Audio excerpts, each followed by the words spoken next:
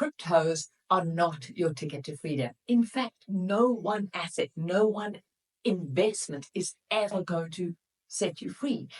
We have to get away from the lottery kind of mentality, looking for the one thing, the one business, the one job, hell, the one partner that is going to make us unbelievable. Thank heavens, finally we can stop worrying about this money stuff, because that thinking is the very thing that keeps you poor.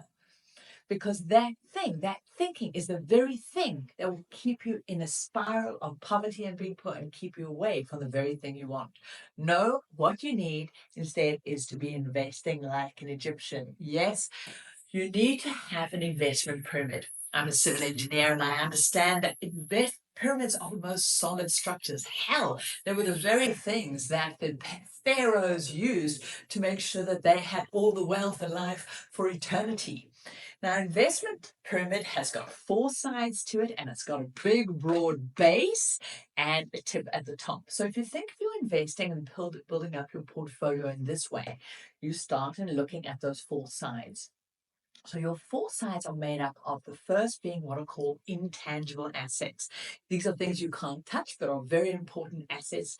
They're more contracts to have working for you. Think the stock market, owning shares in other people's businesses. Yes, cryptos fall into that.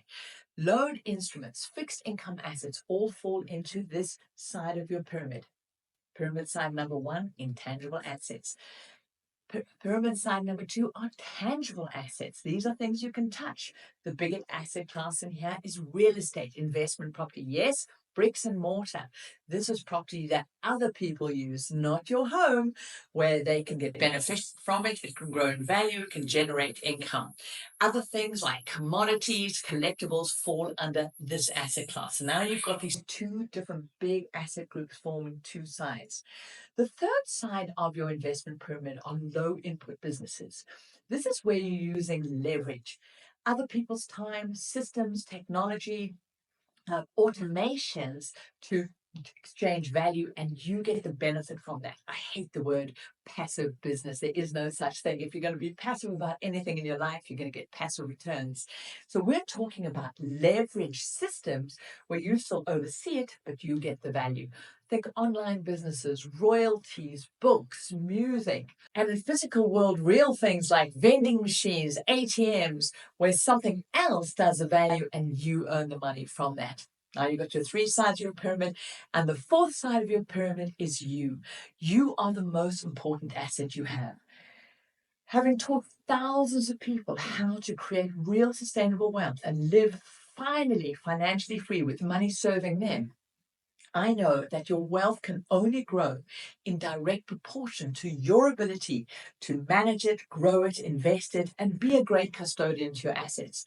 So if you aren't learning how to invest, how to manage your money, how to be a wealthy spender, and all of the components that make a wealthy ecosystem, your wealth will always be limited because your four sides of your pyramid always work in proportion to with each other. So there you have it, your investment pyramid. Intangible assets, tangible assets, low input businesses, and you.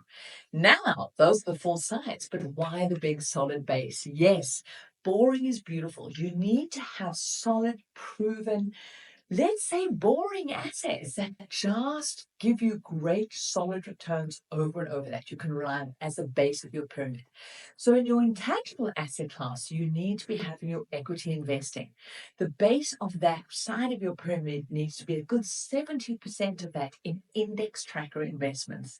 Yes, using these powerful, low cost, passive funds where your money works for you, not the financial industry. You allow your wealth to grow in a proven, safe, consistent way.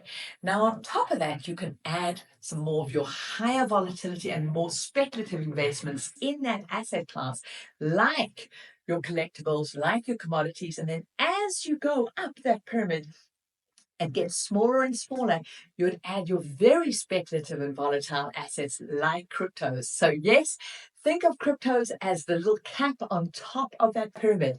Now, many people want to base all of their wealth on those speculative things because they're chasing that get rich quick. They don't want to allow compounding to work for them. And it's the very thing that's going to keep them poor.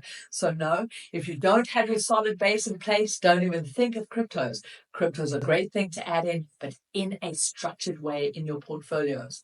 Intangible assets, the same thing. Get in place good, solid real estate investment property assets working for you. You can do this through digital platforms like having real estate investment trusts. You can do fractional investing in real estate, building that up solid regular investing. Then you can go into more volatile stuff like collectibles, even your commodities, bringing those in. So you design your portfolio understanding the role that these different assets have.